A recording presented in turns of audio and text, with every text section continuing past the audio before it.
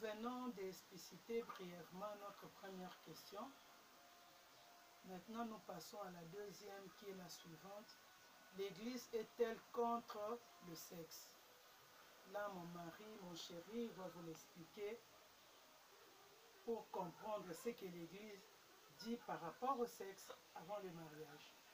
Merci beaucoup, mon amour, ma chérie.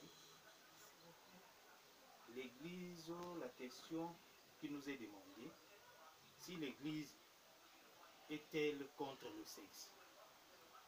Revenons dans la Bible.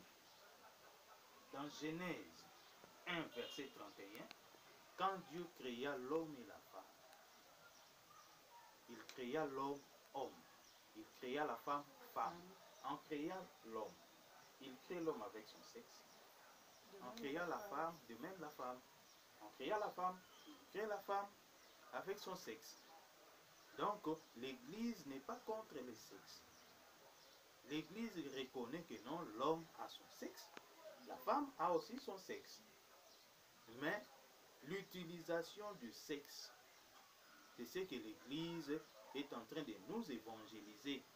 Et le temps d'utilisation aussi de ce sexe-là, c'est notre sujet que nous sommes en train de partager. C'est le temps.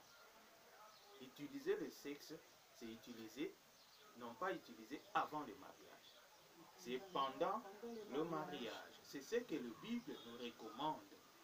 Si vous utilisez le sexe avant le mariage, vous les célibataires, c'est l'impudicité. D'ailleurs, dans 1 Corinthiens 6, verset 13, Dieu nous dit, nous déclare, le corps n'est pas pour l'impudicité et pour Dieu. Le corps est pour Dieu. Le corps appartient à Dieu. Et le Dieu, la Bible insiste, Dieu est pour le corps. Amen.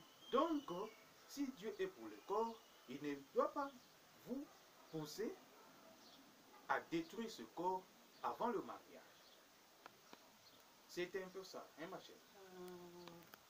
Comme vient de le dire aussi mon chéri, si je veux encore l'appuyer, lisons dans la Bible, dans 1 Corinthiens 7, versets 4 à 9 suivant.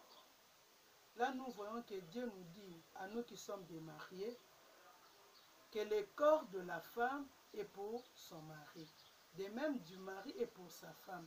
Et Dieu nous recommande de ne pas nous priver l'un à l'autre. Pourquoi?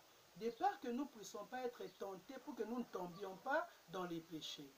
Voilà pourquoi un homme ou bien une femme ne peut pas refuser de son conjoint, de son corps, de peur qu'il ne tombe. Sinon, c'est vous-même qui allez en pâtir.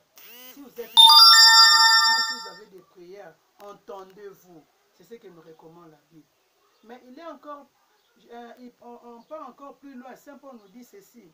Quant aux veufs et aux célibataires, C'est ça.